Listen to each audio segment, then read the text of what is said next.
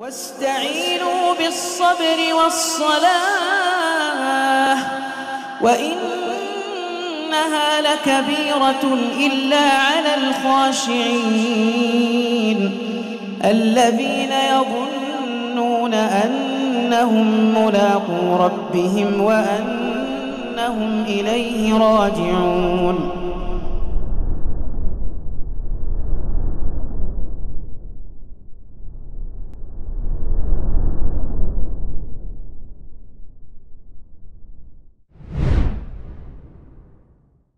Bismillahirrahmanirrahim.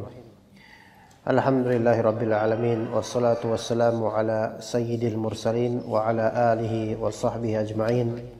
Allahumma inna nas'aluka ilman nafi'a wa rizqan thayyiba wa amalan mutaqabbalah. Kita lanjutkan kajian kitab Ambillah Akidahmu, atau dalam bahasa Arab Khudh Aqidatak. Kita mulai dari pertanyaan ketiga di halaman 23. Pertanyaan ketiga, apakah syirik itu ada di kalangan umat Islam saat ini? Kalau antum tanya gitu, ada nggak? Banyak. Sebagai sikap optimis kita bilang iya ada gitu aja. Karena kalau bilang banyak itu kayaknya, walaupun nyatanya iya banyak, cuman kayaknya banyak keputusasaan gitu aja. Iya ada, tapi banyak nah gitu ya. Iya ada. Dalilnya apa? Ya, dalilnya apa? Firman Allah Subhanahu wa taala, "Wa ma yu'minu aktsaruhum billahi illa wa hum musyrikun." Dan sebagian besar dari mereka tidaklah beriman kepada Allah taala melainkan dalam keadaan mempersekutukan Allah dengan sembahan-sembahan lain, berbuat syirik.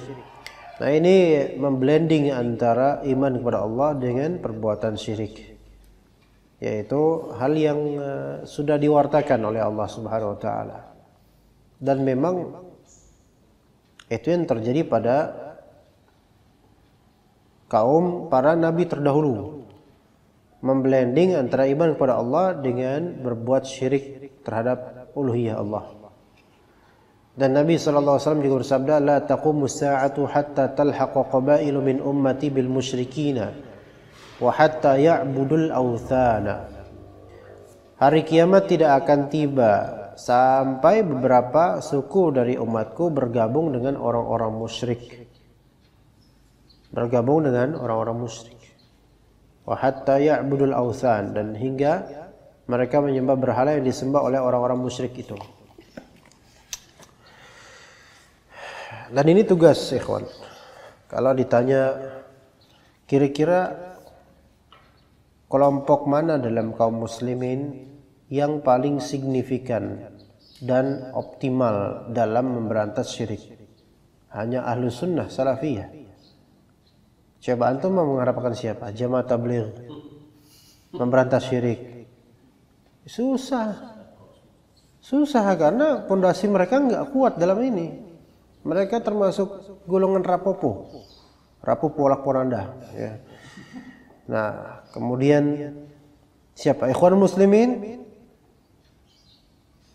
Memang materi awalnya mereka banyak yang anti syirik sesuai dengan materi salafiyah dalam beberapa kasus dalam kesyirikan, enggak boleh syirik, jangan ini kuburan dan seterusnya. Tapi ketika itu berlawanan dengan orientasi politik, melabur mereka dengan orang-orang musyrikin. Bukankah begitu? Nah, membunglon. Masih apa lagi? Ahlus Sunnah wal Jamaah versi singkatan, itu dia masalahnya. Gitu. Mau yang mana? Hanya Ahlus Sunnah wal Jamaah salafiyah, ya, yang memang paling optimal dalam memberantas kesyirikan. Antum mau mengharapkan setelah harapan kepada Allah kepada kelompok siapa kemudian? Ya, Syiah. Itu puncaknya itu. Ya, coba lihat liberal, orang plural. Mereka mana mereka mau ngurus kayak gini? Ya, jadi Ahlus Sunnah wal Jamaah Salafiyah, Taifah Mansurah, Firqah Najiyah itulah yang paling optimal dalam memberantas kesyirikan, dalam artian mereka materi dasarnya punya pengamalan mereka juga berlawanan dengan kesyirikan. Nah, ini sudah diwartakan sejak lama bahwasanya akan ada umat Nabi Muhammad SAW yang bergabung dengan orang-orang musyrikin, dan tidaklah bergabungnya sebagian dari kita terhadap orang musyrikin melainkan ada kesamaan. Berarti di sini ada apa? Ada kalimat sawa, tapi kalimat sawanya itu bukan sesuai syariat Allah. Jadi kalimatun sawa itu adalah titik temu. Gitu loh kalau bahasa kita tuh. Ya, sebagaimana kata Allah Subhanahu wa taala, "Qul ya ahlal kitabi ta'alu ila kalimatin sawa." Wahai ahlul kitab, katakan wahai Muhammad kepada ahlul kitab, ta'alu, kemari kalian. Ya, izahnya Islam. Kalian datang kemari. Ayo ila kalimatin sawa, kita menuju titik temu antar kita. Mana yang bisa kita samakan, seragamkan, ayo. Ya. Ini dalil. Tapi gini, Islam nggak boleh ngikutin titik temu aturan mereka. Titik temunya harus kembali ya ila kalimatin sawa. Bainana wa bainakum. Ayo titik temu antara kita dengan kalian. Alla na'budu illallah. Satu, kita tidak menyembah kecuali Allah saja. Itu titik temu kita. Wala nusyrika bihi syai'a, tidak berbuat syirik sedikit pun. Wala yattakhidha ba'duna ba'dun arbaba min dunillah. Tidak menjadikan sebagian dari kita itu sebagai Rabb, pengatur hukum selain Allah Ta'ala. Enggak, titik temu kita itu kalau masih pakai demokrasi enggak bakal ketemu Allah. Maka barang siapa yang ingin menyatukan umat dengan demokrasi, menyatukan kaum muslimin dengan demokrasi, itu melanggar firman Allah tersebut. Enggak bakal jadi. Antum mau mempersatukan antara muslimin, Nasara, Yahudi atau siapapun dari agama lain dengan berhukum dengan hukum selain Allah Ta'ala, ini malah melanggar dengan tadi kalimatnya wala yattakhidha ba'duna ba'dun arbaba min dunillah. Fa in tawallaw faqulu syahadu bi anna muslimun. Kalau mereka enggak mau menyembah Allah semata, tidak berbuat syirik, dan hukum diserahkan kepada Allah Ta'ala dan Rasulnya. Enggak mau, kami muslimun, kalian bukan. Nah, di sini berarti ikhwan, kesyirikan itu di negeri pun kesyirikan dalam masalah uluhiyah dan rububiyah. Kesyirikan dalam masalah uluhiyah yaitu apa? Berdoa kepada selain Allah, meminta kepada mayit dan ini masih menjamur di Indonesia. Kesyirikan dari segi rububiyah apa? Berhukum dengan hukum selain hukum Allah Ta'ala. Ini sebenarnya syirik rububiyah. Ya. Maka ketika dua ini enggak diobati, dan ini terjadi pada kalangan umat Islam sekarang, maka umat ini enggak bakal bisa bersatu padu dan memperkuat firqah kaum muslimin semuanya melawan orang-orang kafir. Enggak bisa. Itu hanyalah fata morgana. Ya, yang ujung-ujungnya sia-sia permainan. Nah, ilhaq atau bertemunya kabilah dari umatku terhadap orang-orang musyrikin, bergabung dengan orang musyrikin. Yang tadinya kita itu kalau titik temu itu bukan di sama-sama dengan orang-orang musyrikin, seperti larung laut, sedekah bumi, bareng-bareng itu sama, ada keserupaan dengan mereka. Maka ini melanggar kalimat sawa yang Allah gariskan di surat Al-Imran. Kemudian berhukum dengan hukum selain hukum Allah Ta'ala. Ini juga sebenarnya talhaqu qabailu min ummati bil musyrikin. Iya. Adapun urusan takfir muayyan itu nanti, itu beda urusan lagi. Mengkafirkan langsung itu beda urusan. Ya. Dan hingga mereka menyembah berhala yang disembah oleh orang-orang musyrik itu. Baru terjadi nanti hari kiamat. Na'udzubillah min dzalik. Jadi akan ada masanya orang-orang menyembah selain Allah Ta'ala, orang-orang muslimun menyembah selain Allah Ta'ala sehingga mereka keluar dari Islam. Dan syaitan akan selalu mempropagandakan hal tersebut. Jadi kata Allah Ta'ala, walan tardu 'ankal yahud walan nasara hatta tattabi' millatahum. Oke, itu satu. Dalil berikutnya, la tattabi'unna sunana man kana qablakum, zira'an bi zira' dan seterusnya. Kalian pasti akan ikuti Yahudi Nasara, sejengkal demi sejengkal, sehasta demi sehasta, sampai kalau mereka masuk ke dalam juhur dhab, maka kalian akan mengikutinya. Juhur dhab, lubang dhab. Dan bisa dikatakan lubang dhab itu lubang yang paling susah untuk dimasuki. Dia berbeda dengan lubang tikus atau lubang-lubang binatang lainnya. Dikatakan lubang dhab itu memang biasanya ada lubang ini, ntar baru ada lubang gitu. Jadi kayak ada ini tanah, ada ginian atau apa ya, tanahnya agak turun dikit gitu, segini turunnya, ntar di sini ada lubang. Nah di lubang ini kemudian nanti akan belok-belok lubangnya. Jadi kalau antum mau pancing pakai ini doang, pakai apa gitu, ya nggak bisa, mentok dengan tembok lubang. Jadi susah masuk ke lubang dhab, selain nggak mungkin juga. Arti sampai hal yang mustahil sekalipun dilakukan, mustahil masuk akal gitu loh, nggak masuk akal, tetap diikuti oleh orang Muslim. Saking jeleknya ketika itu. Ya. Kemudian seandainya di antara mereka ada yang menjima ibu kandungnya sendiri secara terang-terangan, maka juga ada di antara Muslim yang mengikutinya. Ini kan mustahil, maksudnya mustahil ini nggak masuk akal, tapi tetap akan dilakukan. Ya. Nah, di antara yang kemudian diikuti adalah penyembahan terhadap atau pengkultusan dan penyembahan terhadap berhala-berhala ditalbiskan oleh syaitan. Sekarang apa? Pakai kuburan, menyembah kepada kuburan. Walaupun mereka nggak bakal ridho disebut menyembah kuburan, tapi ya terjadi seperti itu, menyembah wali-wali di kuburan. Apakah ketika kita mendapatkan hadis atau ayat seperti ini, berita bahwa nanti akan terjadi begini begitu, akan ada di antara umat Nabi Muhammad SAW yang berbuat syirik seperti ini, apakah kemudian kita menyerah? Ya udahlah, emang udah ditakdirkan kayak ini, udah nggak boleh. Kita harus berusaha amar ma'ruf munkar sesuai kapasitas dan kemampuan kita. Jangan bilang ya udahlah gitu loh, mau gimana lagi, emang udah nasibnya, udah apa zamannya. Nggak boleh gitu ya, nggak boleh. Tapi harus kita tegakkan semampu kita aja, semampu kita, nggak harus dengan secara masif frontal, nggak harus, semampu kita aja. Antum kalau udah ditakdirin punya anak bandel, apa yang antum bilang? Masa bilang ya udah deh, emang udah ditakdirin bandel dia, yang nggak bisa gitu doang. Iya kan? Antum baru bisa gitu ketika istri antum 4. Ditanya kenapa istri antum berapa? Ya qadarullah udah 4, ya mau gimana lagi? Ya, karena udah senang.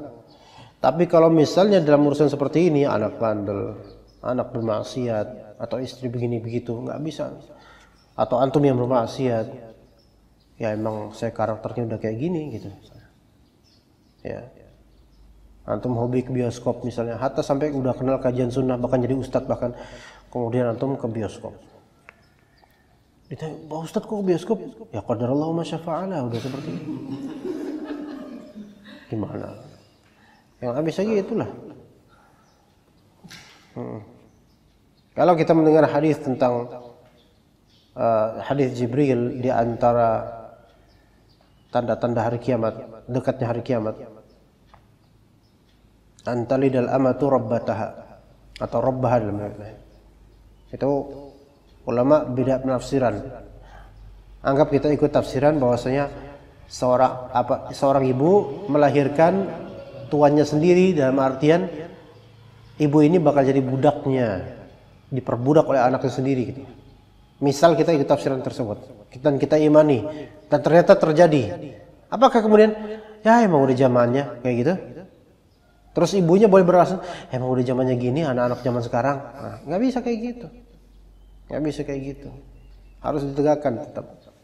Sama kayak misalnya ketika Allah Ta'ala berfirman, innal ladzina kafaru sawa'un 'alaihim a'anzartahum am lam tunzirhum la yu'minun. Ya. Orang kafir sama aja, mau dikasih tahu apa enggak bakal mereka beriman. Terus ya udahlah, enggak usah ngedakwahin orang kafir.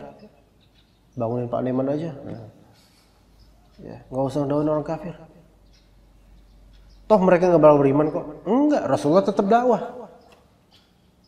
Ya, sebagian ulama mengatakan ayat tersebut khusus untuk sebagian orang-orang kafir yang memang sudah Allah nobatkan kafir terus mereka. Jadi ikhwan, apa yang Allah takdirkan itu tidak bisa menjadi alasan kita untuk tidak menegakkan syariat Allah. Baik. Pertanyaan keempat. Apa hukum berdoa kepada orang mati atau orang hidup yang tidak hadir? Dua hal yang berbeda ya. Sama-sama gaib. Orang mati jasadnya mungkin tampak di kita, tapi kehidupan dia gaib bagi kita. Dia sudah pindah alam. Oke? Atau orang hidup yang tidak hadir. Hidup, alamnya sama kita dunia, tapi dia tetap gaib, nisbi bagi kita. Gimana? Berdoa kepada orang mati atau mereka yang tidak hadir adalah sebuah bentuk syirik besar. Masya Allah. Doa kepada orang mati atau mereka yang tidak hadir adalah sebuah bentuk syirik besar. Allahu Akbar.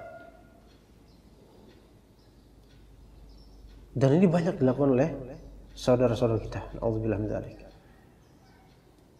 Dengan alasan tawassul.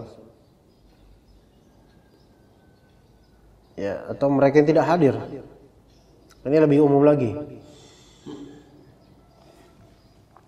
Kan bisa mencakup manusia, jin, malaikat, ya.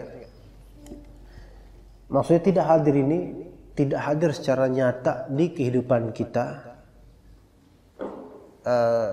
baik dengan atau tanpa telekomunikasi.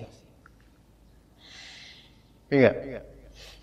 Kalau antum WhatsAppan sama orang, berarti hadir orang itu. Iya. Ya. Kalau itu nggak masalah. Ya, tapi kalau antum enggak WhatsAppan, enggak kontak, enggak telepon, enggak sinyal, enggak ada, tuh minta sama Allah. Sebagaimana anak juga pernah, bukan anak yang melakukan, maksudnya anak pernah diceritakan. Ada teman anak waktu di Pontianak itu, anak masih ingat ceritanya. Mungkin anak pernah cerita ke antum. Ya. Dia cerita sama-sama guru nih, dia ustadz juga dia. Ustadznya pondok tersebut, pondok sufi. Sufi tarekat ekstrim. Nah, itu ketika kata dia ketika saya kesulitan, ya. Ada apa? Hah? Kenal antum? Ntar ini cerita dulu anak. Nah, dia bilang dulu ketika lagi sulit, tiba-tiba anak panggil Ustadz Fulan, gurunya, Haji Fulan. Tiba-tiba dia terbang dan datang ke anak. Dia terbang dari rumahnya. Jarak antara tempat tersebut dia cerita tuh dengan rumah Haji Fulan atau rumahnya di mana? Udah wafat orangnya. Tapi ketika dia cerita itu dulu belum wafat, masih hidup. Itu jaraknya kira-kira kalau anak jalan itu 7 kiloan. Dia tiba-tiba datang dan terbang Ustaz, kata dia ke anak. Anak waktu itu panggil Ustaz. Terbang Ustaz.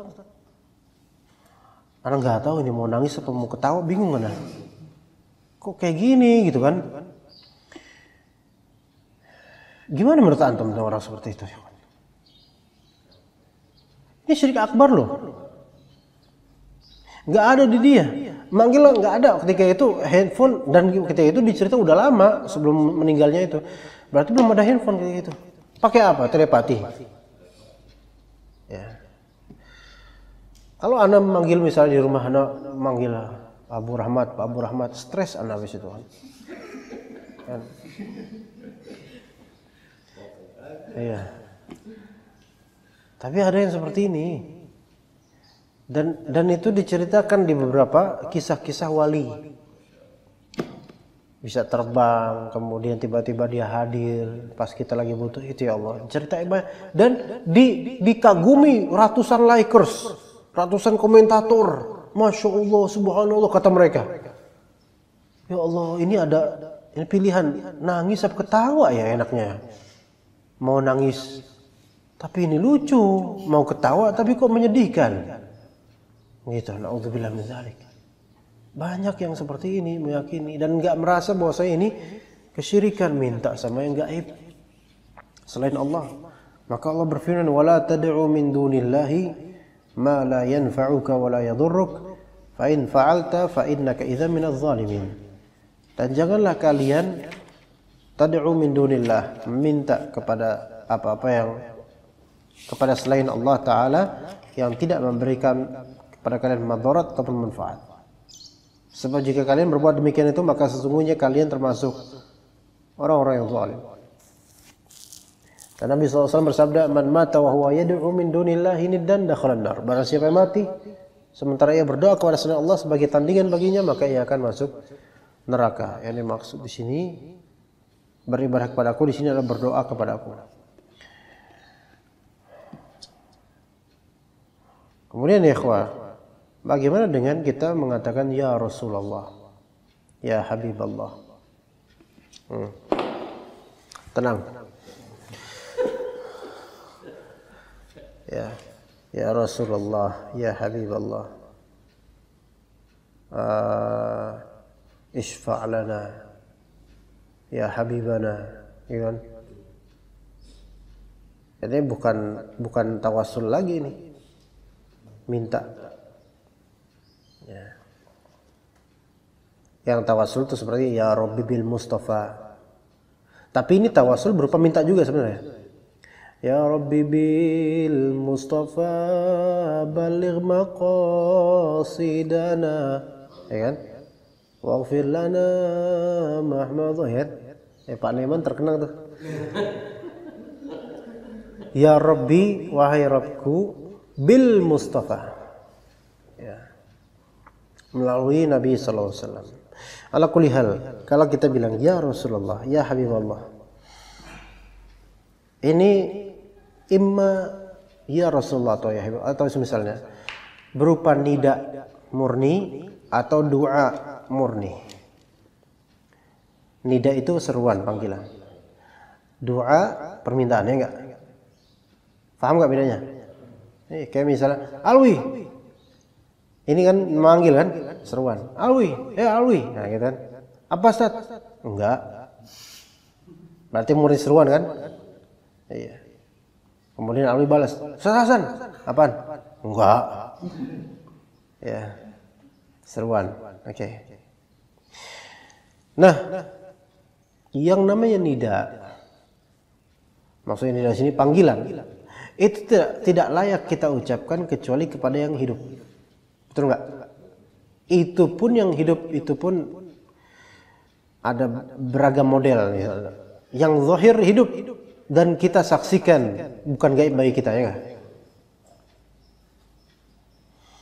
Nah, kayak misalnya antum manggil manusia, wahai Alwi, jelas dia bakal datang.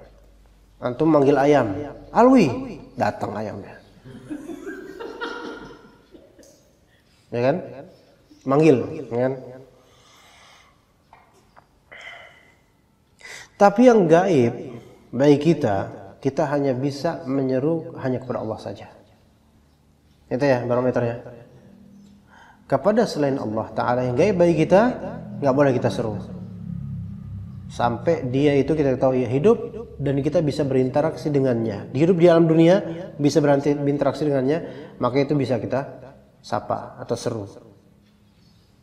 Kayak misalnya di WhatsApp, teman lama udah 9 tahun nggak ketemu, Assalamualaikum, Mas Bro, gitu. Nah ini nida. Nah udah gitu ya, itu nida. Adapun kalau misalnya ya Rasulullah cuma sebatas manggil, maka ini terjadi kesalahan dalam urusan pemanggilan. Untuk apa antum manggil? Kalau untuk manggil doang, nggak ada tujuan apa-apa, berarti antum syibhul majnun, setengah orang gila. Pertama yang antum panggil itu tidak ada, tidak hadir di alam dunia ini. Kedua, antum tidak ada maksud apa-apa, ngapain coba? Ya kan? Nah, tapi biasanya kan orang manggil itu ala tariqil istighatsah, minta sesuatu, ya kan? Alwi tolong dong. Nih, misalnya gitu. Atau pengen ngasih sesuatu, atau pengen menyatakan sesuatu, ya. Nah, kalau manggilnya ke Rasulullah ala tariqi istighatsah, maksudnya untuk istighatsah kepada Rasulullah, maka masuknya apa sekarang?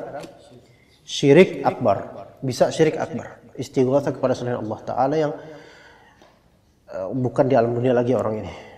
Rasulullah SAW bisa syirik akbar karena istighatsah kepada selain Allah. Faham gak sini ikhwan barometernya? Ya jangankan ke Rasulullah, ke selain Rasulullah deh.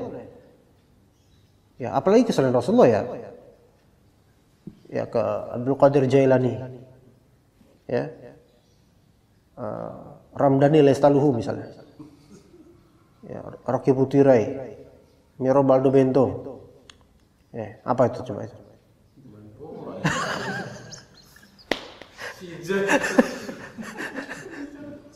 Nur Alim.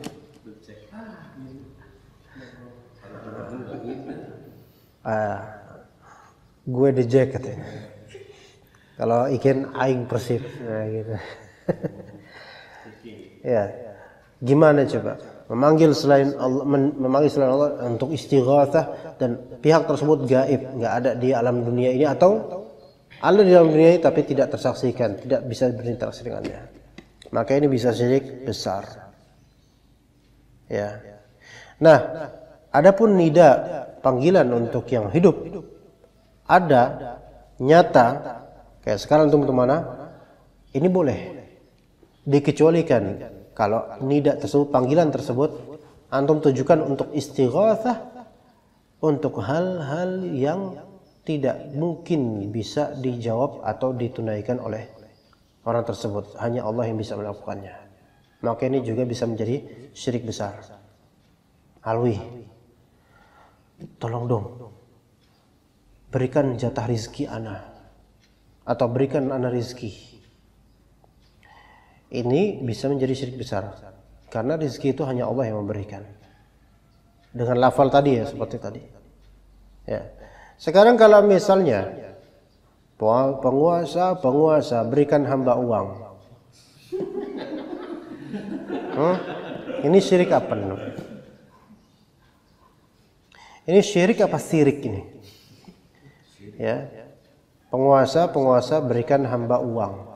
Ini kan mental pengemis, ya. Ngeritik pemerintah, tapi mentalnya pengemis, gitu loh. Nggak bakal jadi itu orang seperti itu. Tapi itu bisa menjadi kesyirikan kalau misalnya tawakalnya kepada selain Allah.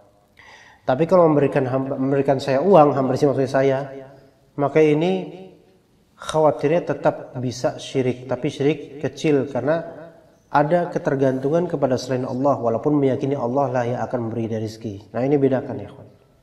Maka ketika antum minta pada seseorang, antum jangan bergantung kepada dia secara zat, gitu loh. Iya, antum yakini dia itu mampu melakukan itu, Allah yang memampukannya, gitu. Iya, begitu. Itu sikap seorang Muslim. Ya. Oke, tadi imma nida, imma doa. Kadang-kadang nida plus doa sekaligus. Manggil sekaligus juga minta. Nah ini, ya, gitu. Jadi kalau misalnya bilang ya Rasulullah, ya Habiballah, laka syafa'ah, isfa' lana wa hadza matlabi misalnya. Ya Rasulullah, wahai kekasih Allah, ini panggilannya, doa habis itu. Berikanlah kami syafaat, ini permintaan kami. Ini syirik apa? Syirik akbar kalau dilakukan di dunia ini. Kenapa begitu? Karena nggak connect. Kemudian Rasulullah gaib bagi kita, nggak bakal hadir secara nyata di dunia kita sekarang. Nah ini bahayanya, ikhwan. Dan ini menjadi dendang apa? Kasidahan. Nggak usah anda dendangin lagi di sini, ya. Nggak usah anda contohin lagi, ya. Karena cuma segini orang ya. Ntar kalau masih jauh, rame, anak kasih tahu dendangannya, nada-nadanya, ya. Ayo, 1, 2, 3 bareng. Ya, ya Rasulullah, ya. Iya. Ntar bawa rebanaan. Jadi seperti itu, ikhwan. Ada nida, ada doa, ada soal, istighatsah, dan semisal istilah-istilah itu perlu kita rinci dan kita ketahui maknanya. Nah itu banyak terjadi di negeri kita. Tapi kita tidak boleh al-ya'as, bersikap putus asa dan memutuskan harapan kita dari rahmat Allah Subhanahu wa taala. Kita doakan saudara-saudara kita supaya dapat hidayah dalam masalah-masalah seperti ini. Karena barangkali keluarga kita juga masih banyak yang melakukan hal seperti ini. Ya. dibandingkan kita langsung mengkafirkan mereka karena padahal mereka itu jahil, lebih baik kita cerdaskan kaum muslimin supaya paham. Dan buku-buku seperti Aqidah Akhudh Aqidatak ini buku yang kecil, berkah insyaallah dan mudah.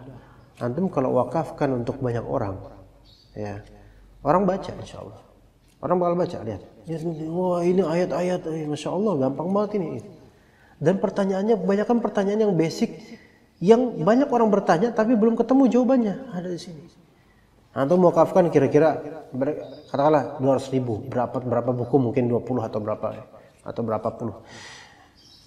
Kasih ke jemaah-jemaah masjid di kalangan umum. Utamakan masjid-masjid yang ada kuburannya. Itu pas banget tuh.